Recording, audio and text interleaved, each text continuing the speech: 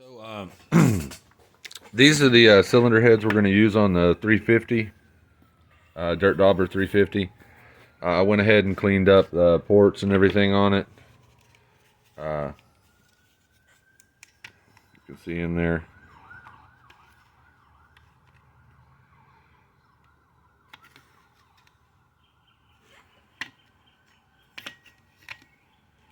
I went ahead and used this right here to do it. And those are the cartridge rolls that I got. But yeah, I went ahead and just did all that, cleaned it up. Now, next video, I'll go ahead and assemble the head. I still got to clean this pretty good. But anyway, I figured I'd do a little video and show you what I'm doing.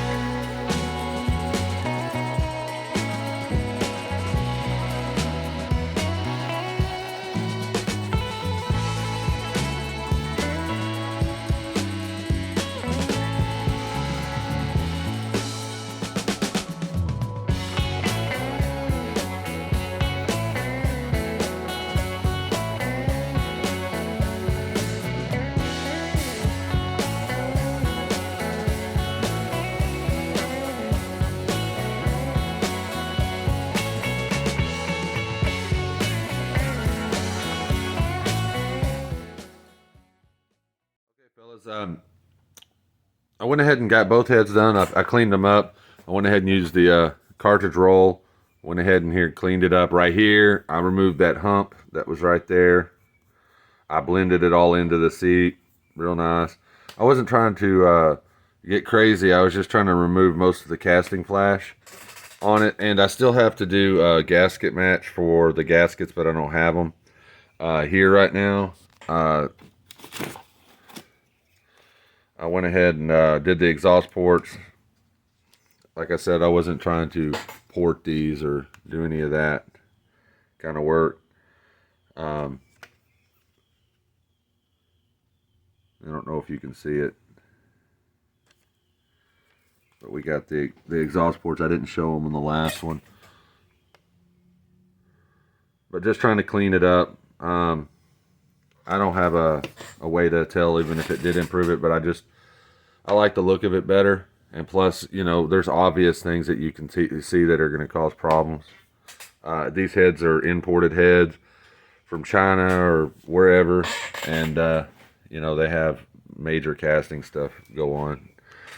But I went ahead and cleaned them and all that nonsense. So next step is we got to sit there and do the valve job.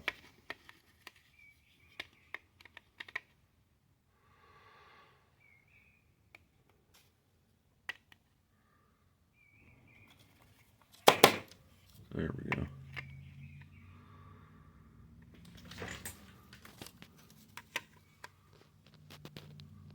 There, see, there's a little water in there still.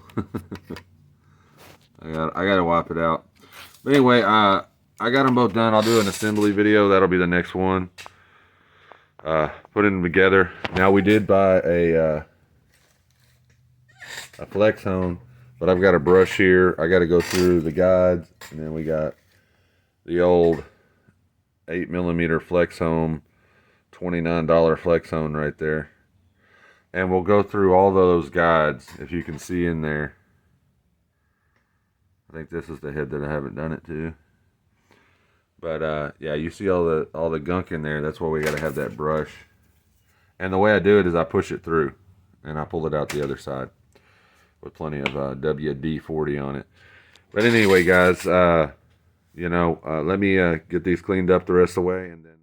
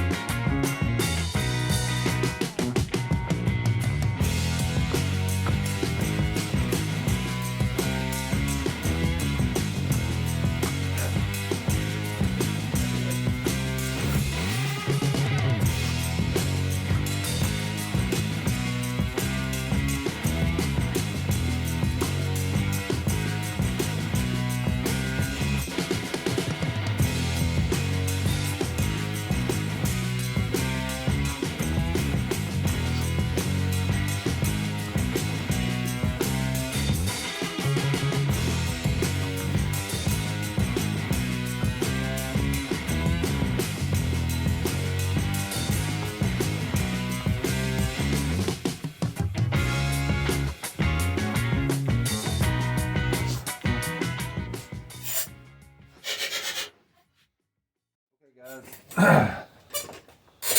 we got them assembled.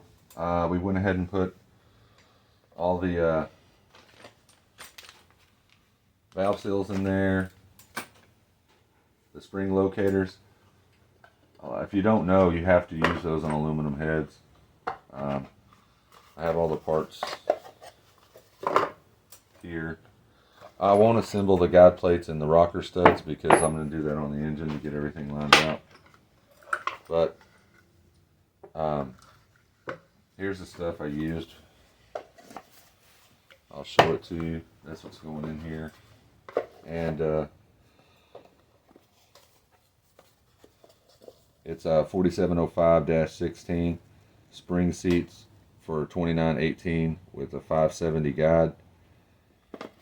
And then the steel retainers were the 787-16 steel retainers for 7-degree locks, and it says they'll work with a 918 too.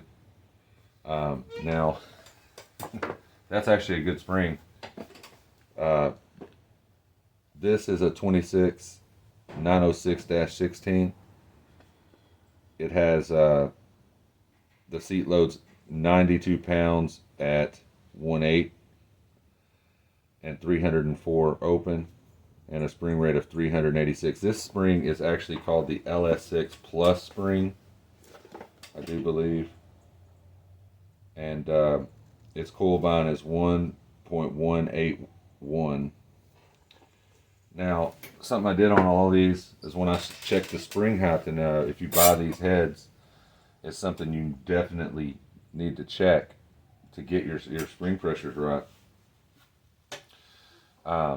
All of the seats on the intake from head to head, I did both of these, and the exhaust ports on all of it were perfect. They were within tolerance, which if you're within 15 thousandths, but I mean they were really they were like less than 5 thousandths different on every one of the exhaust ports, less than 5 thousandths, 4 thousandths, 3 thousandths.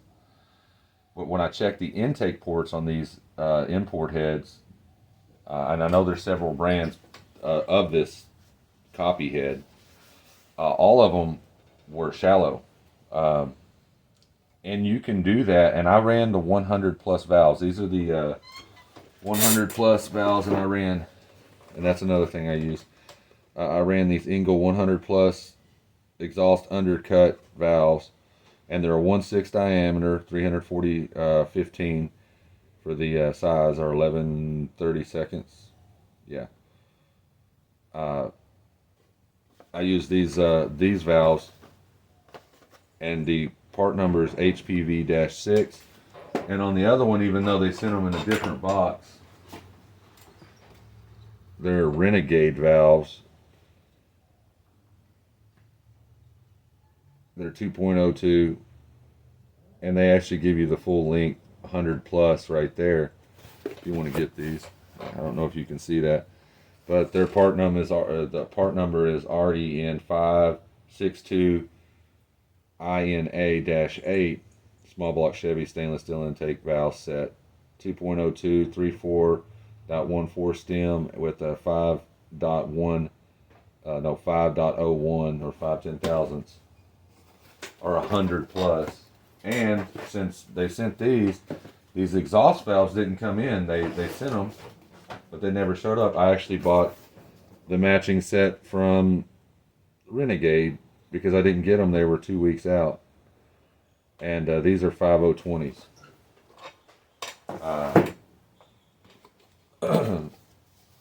But when I ordered them, they were going to send these, and I think the other one is for the intake is HV. I don't know. I'm not going to say, but these valves are excellent, perfect.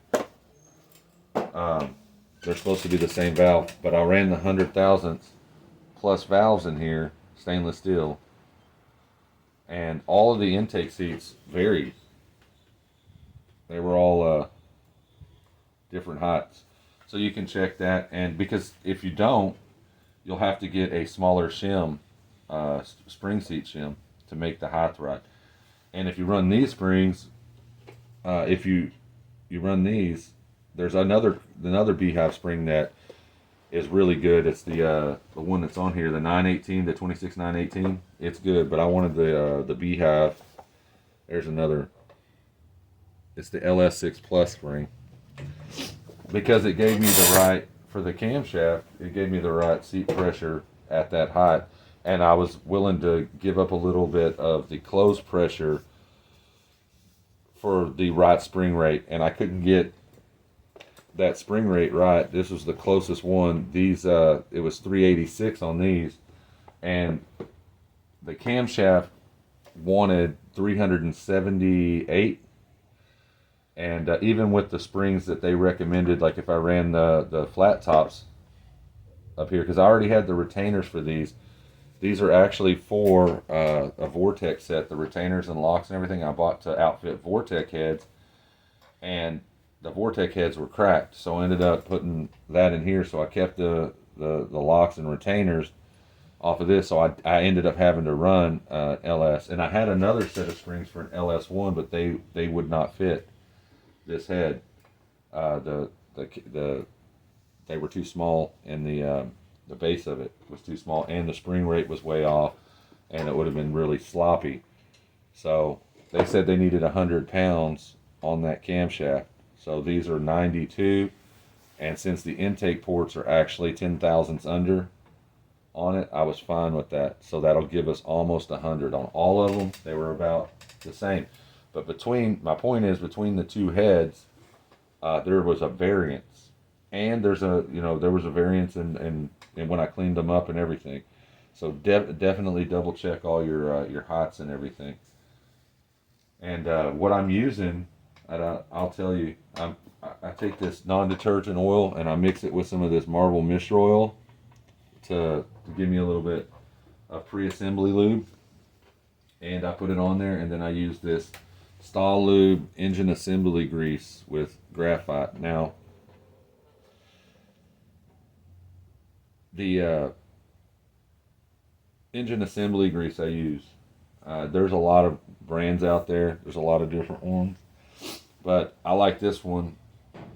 I've used it quite a bit. It's got the moly and the graphite in there, and it's high pressure or extreme pressure. And they won't tell you. I've looked. I've tried to find that information for everybody.